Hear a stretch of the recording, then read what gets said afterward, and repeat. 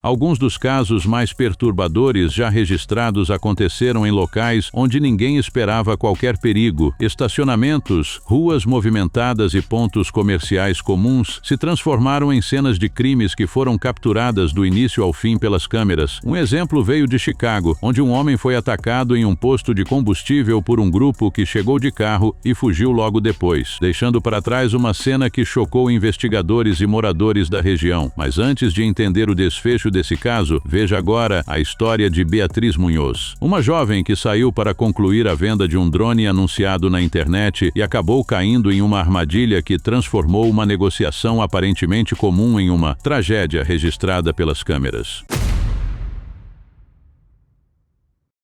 Beatriz Munhoz tinha apenas 20 anos quando acabou envolvida em uma armadilha que terminou da pior forma possível. O caso aconteceu depois que ela, o namorado e o pai viajaram de Araçoiaba da Serra, no interior de São Paulo, até a capital para concluir a venda de um drone anunciado na internet. Tudo parecia normal. O suposto comprador manteve contato durante todo o trajeto e indicou um endereço para o encontro. Ao chegarem ao local, a família aguardou na calçada enquanto trocava mensagens com o comprador, que dizia estar terminando de se arrumar para descer. Nada levantava suspeitas. A residência parecia comum e organizada, e o homem chegou até a enviar uma foto de uma escada, como se realmente estivesse saindo de casa. Mas, enquanto esperavam, uma motocicleta se aproximou. 2 criminosos desceram e anunciaram o assalto. O grupo tentou fugir, mas os assaltantes passaram a ameaçar as vítimas e exigir os pertences. O celular do pai de Beatriz foi levado, enquanto o drone continuava sendo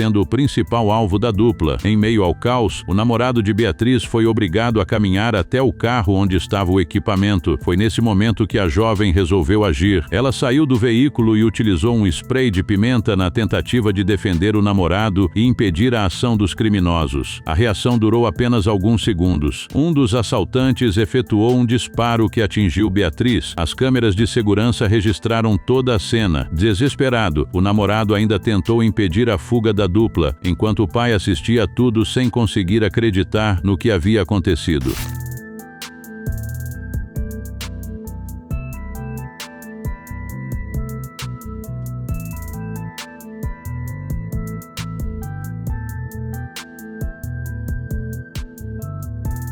A investigação apontou que o anúncio da venda havia sido usado para atrair as vítimas até uma emboscada planejada pelos criminosos. O atirador, de 18 anos, acabou sendo preso posteriormente. O caso chamou atenção pela crueldade e pela forma como uma simples negociação online se transformou em uma armadilha mortal registrada pelas câmeras. Uma viagem que deveria durar apenas alguns minutos terminou marcada para sempre na vida de uma família inteira. Lee Rigby caminhava por uma rua movimentada de Woolwich, em Londres, na tarde de maio de 2013. Para quem passava pelo local, era apenas mais um dia comum. Mas poucos minutos depois, aquela rua seria palco de um dos crimes mais chocantes já registrados por câmeras no Reino Unido. O militar britânico caminhava por uma rua movimentada de Woolwich, em Londres. Vestia um moletom de uma instituição de apoio a veteranos e carregava sua mochila do exército enquanto seguia em direção ao quartel onde trabalhava. Pouco antes das 2 da tarde, 2 homens estavam estacionados nas proximidades, observando o movimento. Mais tarde, eles admitiram que procuravam um alvo ligado às Forças Armadas. Quando viram Rigby atravessando a rua, decidiram agir. As câmeras mostraram o momento em que o carro acelerou em sua direção e o atingiu. Em seguida, os 2 ocupantes desceram do veículo e iniciaram um ataque que chocou não apenas Londres, mas o mundo inteiro. Tudo aconteceu em plena luz do dia, diante de motoristas, pedestres e moradores da região. Muslims are dying daily by British soldiers, and this British soldier is an eye for an eye and a tooth for a tooth.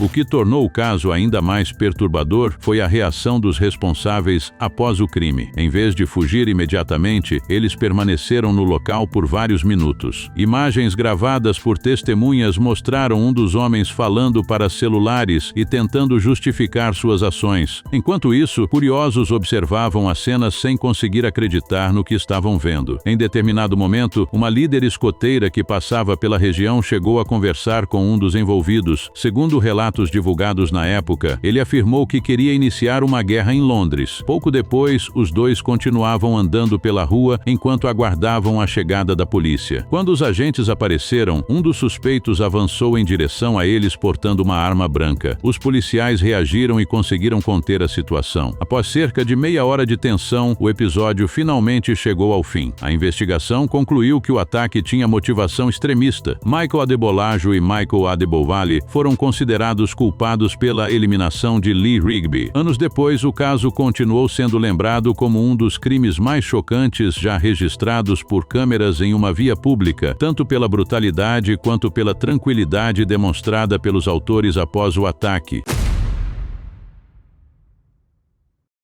Kelvin Ward, de 50 anos, saiu de uma unidade do KFC em Chester Road, na região de Castle Bromwich, em Birmingham, sem imaginar que aqueles seriam seus últimos minutos de vida. Ele estava acompanhado do filho de 19 anos, que, segundo a acusação, era o verdadeiro alvo de um grupo que já vinha tentando encontrá-lo. Por volta das 8 horas, câmeras de segurança registraram o início da perseguição. Um Ford Kuga roubado, ocupado por 4 homens, entrou no estacionamento do restaurante e bateu contra o Vauxhall Corsa, dirigido pelo filho de Kelvin. A partir daí, começou uma sequência de acontecimentos que atravessou ruas do bairro e terminou de forma trágica. De acordo com o processo, o jovem conseguiu fugir inicialmente, mas teve o carro atingido várias vezes até ser forçado a parar. Enquanto tentava escapar correndo, os ocupantes do veículo perseguidor continuavam atrás dele. Em determinado momento, ele conseguiu se afastar e recebeu ajuda de um homem que passava pelo local em uma bicicleta elétrica. Kelvin, por outro lado, acabou ficando para trás. As imagens mostram que ele tentou agir enquanto o filho fugia, mas logo passou a ser perseguido pelo grupo. A perseguição seguiu até as proximidades da Smith's Wood Secondary School, cerca de 1,5 km distante do KFC. Foi ali que os criminosos o alcançaram. As gravações de segurança registraram um ataque que resultou na eliminação de Kelvin Ward. A investigação concluiu que ele sofreu um ferimento fatal no coração. O caso causou grande comoção na comunidade e centenas de pessoas compareceram tanto às homenagens realizadas nos dias seguintes quanto ao funeral.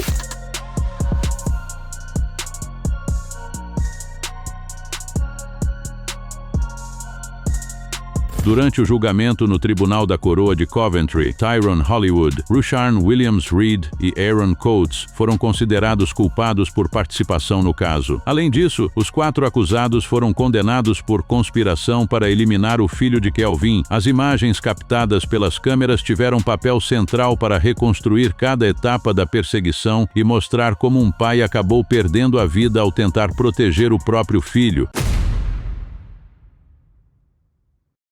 Antes das 2 da tarde de 23 de fevereiro de 2020, Amal Jarberi corria pelas ruas do bairro de Satilla Shores, no estado da Geórgia, nos Estados Unidos. Minutos antes, câmeras de segurança o haviam registrado entrando em uma casa em construção da região. As gravações mostraram que ele permaneceu no imóvel por menos de 3 minutos, apenas observando o local. Segundo o proprietário, nada foi levado e nenhum dano foi causado. Pouco depois, moradores acionaram a polícia relatando a presença de um homem no imóvel. Quando Arbery deixou a construção e seguiu correndo pela vizinhança, Gregory McMichael e seu filho, Travis McMichael, decidiram persegui-lo. Eles afirmaram acreditar que ele estava ligado a ocorrências anteriores registradas na área. Os dois entraram em uma caminhonete e começaram a acompanhar Arbery pelas ruas do bairro. A perseguição durou vários minutos. Durante o trajeto, outro morador, William Roddy Bryan, também entrou na situação. De acordo acordo com os investigadores, ele usou sua própria caminhonete para tentar bloquear o caminho de Arbery diversas vezes, chegando até a atingi-lo com o veículo em determinado momento. As imagens e registros telefônicos analisados pela polícia ajudaram a reconstruir todo o percurso. Arbery tentou seguir correndo e procurou diferentes rotas para sair da região, mas continuou sendo acompanhado pelos veículos. Em determinado momento, a caminhonete dos McMichael parou à frente dele na estrada. Foi então que ocorreu uma confrontação física entre Arbery e Travis McMichael. Brian, que vinha logo atrás, começou a gravar a cena com o celular. O vídeo registrou os segundos finais do encontro e rapidamente ganhou repercussão nacional quando veio a público.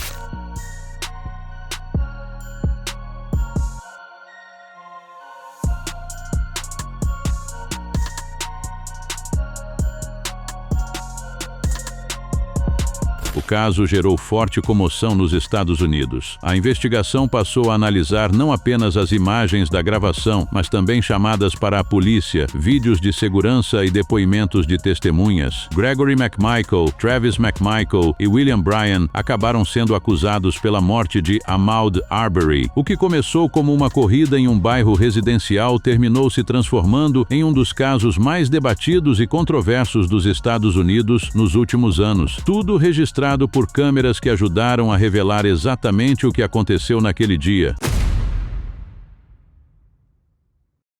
Tudo aconteceu por volta das 2 horas da madrugada, em um bar no distrito de São Domingos do Guaporé, no interior de Rondônia. O local funcionava normalmente com uma apresentação musical em andamento. Os clientes conversavam, bebiam e acompanhavam o show espalhados pelas mesas. Entre eles estava Diego de Araújo Rodrigues, de 28 anos, que aparecia sentado, assistindo à programação como qualquer outro frequentador. As câmeras de segurança registraram toda a movimentação do ambiente antes do que viria a seguir, mostrando uma cena comum de entretenimento noturno sem qualquer sinal de tensão. Segundos depois, a situação mudou de forma brusca. Um ataque aconteceu dentro do estabelecimento, provocando correria imediata entre as pessoas que estavam no local. Frequentadores se levantaram e tentaram sair às pressas enquanto o desespero tomava conta do ambiente. Toda a ação também foi captada pelo sistema de monitoramento do comércio, que depois se tornou peça central na investigação. Diego acabou sendo atingido e não teve tempo de receber ajuda. Em meio à confusão, uma mulher ainda chegou a procurar atendimento em uma unidade de saúde e acionou as autoridades, mas a resposta veio tarde demais.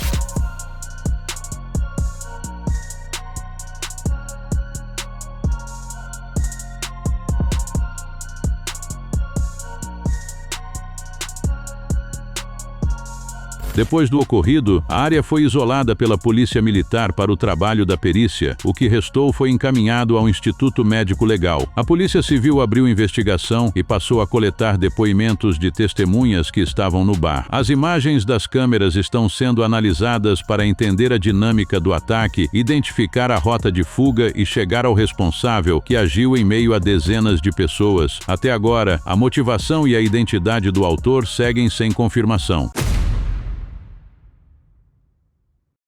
Um grave acidente registrado em setembro de 2025 em St. Paul resultou na morte de 2 jovens atletas da Universidade Marquette e deu início a uma investigação que agora chega aos tribunais. Segundo as autoridades, a colisão envolveu uma caminhonete conduzida por Andrea Brunner, de 42 anos, e um Jeep que transportava jogadores do time universitário de lacrosse. Com o impacto, Scott Michaud, de 19 anos, e Noah Snyder, de 20 anos, perderam a vida. Exames realizados após o acidente indicaram que Andrea estava com nível de álcool no sangue acima do permitido por lei, levando à acusação de dirigir sob efeito de álcool.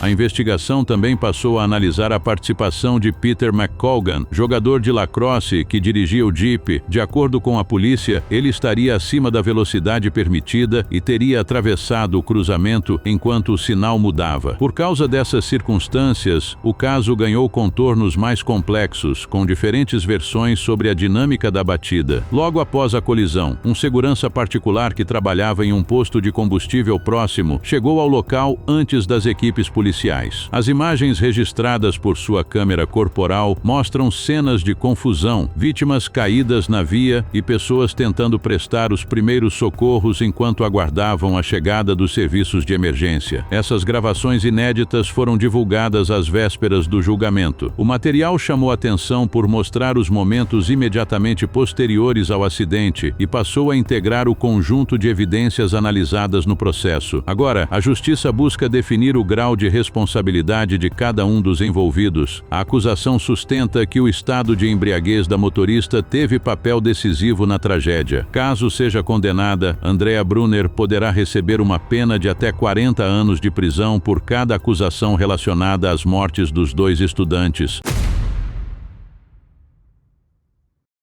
Tudo começou em uma lanchonete famosa por vender cachorros quentes na zona sul de Chicago. Carly Alicia Hood estava na fila quando iniciou uma discussão com um homem identificado como Jeremy Brown. O que parecia ser apenas uma troca de palavras rapidamente saiu do controle e acabou sendo registrado por câmeras e celulares de pessoas que estavam no local. Segundo a polícia, o filho de Carly, de apenas 14 anos, entrou no estabelecimento enquanto a confusão acontecia. As imagens mostraram o garoto observando a situação próximo à entrada. Pouco depois, testemunhas relataram que Jeremy Brown passou a atacar repetidamente a mãe do adolescente. O confronto chamou a atenção de quem estava por perto, mas ninguém teria interferido naquele momento. Get your food! Get your food! If you say one more thing, I'm gonna knock you out. Oh my God, I said one more thing, I'm gonna knock you out. A gravação da cena se espalhou rapidamente pela internet e acumulou mais de 32 milhões de visualizações. Nas imagens, enquanto Carly era atacada, o adolescente reagiu e efetuou disparos contra Brown. De acordo com as autoridades, o homem tentou sair correndo do local. A mãe e o filho também deixaram a lanchonete logo depois. Os dois se apresentaram à polícia e acabaram acusados de eliminação em primeiro grau. Porém, o caso tomou um rumo completamente diferente algum tempo depois. A promotoria do condado de Cook anunciou a retirada das acusações, afirmando que as provas reunidas não eram suficientes para sustentar uma condenação. Um dos fatores mais importantes para essa mudança foi justamente o vídeo que registrou a briga. As imagens fortaleciam a tese de legítima defesa, já que o adolescente teria agido ao presenciar a mãe sendo atacada. Com esse novo entendimento, os promotores concluíram que seria difícil convencer um júri de que o caso se encaixava na acusação inicial. No fim, o vídeo que transformou o episódio em notícia nacional também acabou sendo decisivo para mudar completamente os rumos do processo. O caso aconteceu no bairro de Chatham, em Chicago. Tudo foi registrado por câmeras de segurança, o que acabou ajudando a polícia a reconstruir os últimos momentos antes de um crime que chocou a região. As imagens mostraram um veículo preto, um Dodge Durango, chegando ao estacionamento de um posto de combustível Shell. Dentro dele estavam 3 suspeitos. Em poucos segundos, eles desceram do carro e seguiram em direção a um homem identificado como Anton Benoit, de 31 anos, que estava parado no local. Segundo a polícia de Chicago, a ação foi rápida. Assim que saíram do veículo, os 3 teriam atacado a vítima ali mesmo no estacionamento. Anton não teve tempo de reagir ou buscar ajuda. Toda a movimentação aconteceu em uma área aberta, com circulação de pessoas e veículos, o que deixou o caso ainda mais chocante.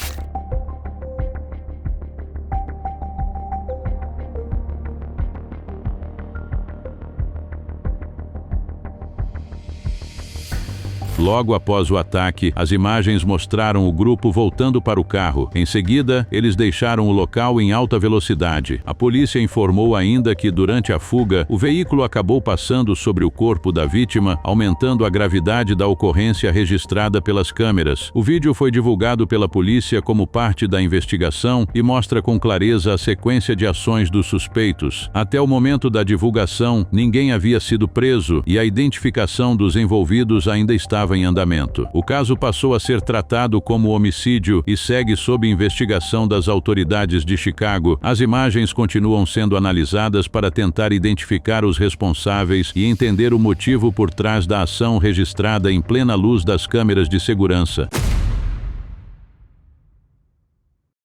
O caso aconteceu em Frisco, no Texas, durante um encontro esportivo entre escolas rivais. Era abril de 2025 e dois atletas de atletismo acabaram cruzando caminhos antes de uma competição. As imagens divulgadas depois mostraram parte do que aconteceu dentro e fora de uma tenda montada para a equipe. Carmelo Anthony, também estudante e atleta, entrou na estrutura que pertencia ao time rival. Ali estava Austin Metcalf. Os dois já tinham histórico de rivalidade esportiva e naquele momento a situação acabou saindo do controle. Segundo o registro, houve uma discussão dentro da tenda e Metcalf chegou a pedir que ele se retirasse. Em meio ao desentendimento, houve um empurrão e a confusão escalou rapidamente. As câmeras não captaram com clareza todos os detalhes do contato, mas mostraram Carmelo saindo da tenda logo depois e se afastando do local. Em seguida, testemunhas apontaram-no para os policiais que estavam na área. Pouco depois, o atendimento de emergência foi acionado, enquanto colegas de equipe tentavam entender o que tinha acontecido. What's your name, man? Carmelo Anthony. All right, see a little bit of blood on your hands there, okay?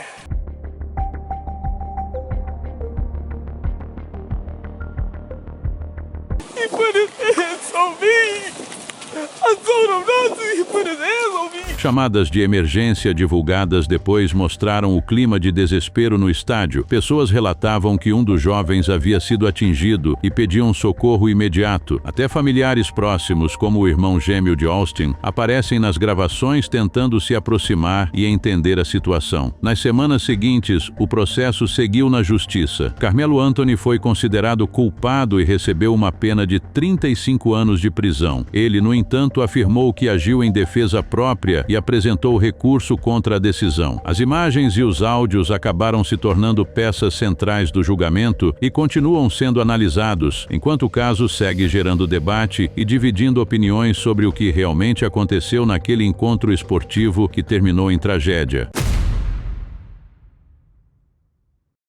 O caso aconteceu em Limeira, no interior de São Paulo, e tem como cenário a chamada Ponte do Esqueleto, um local conhecido pela prática de esportes radicais, especialmente o rope jump. Foi ali que uma atividade que deveria seguir protocolos rígidos de segurança acabou se transformando em alvo de uma investigação criminal. Na ocasião, Maria Eduarda Rodrigues de Freitas, de 21 anos, participaria do salto acompanhada pela equipe responsável. A prática exige equipamentos específicos, checagens prévias e acompanhamento constante dos organizadores. No entanto, segundo as apurações, algo deu errado durante a preparação da atividade. Testemunhas relataram momentos de desespero logo após o início do procedimento. A jovem foi lançada da estrutura sem qualquer corda ou equipamento de proteção. A queda, de aproximadamente 40 metros, foi fatal e Maria Eduarda perdeu a vida ainda no local.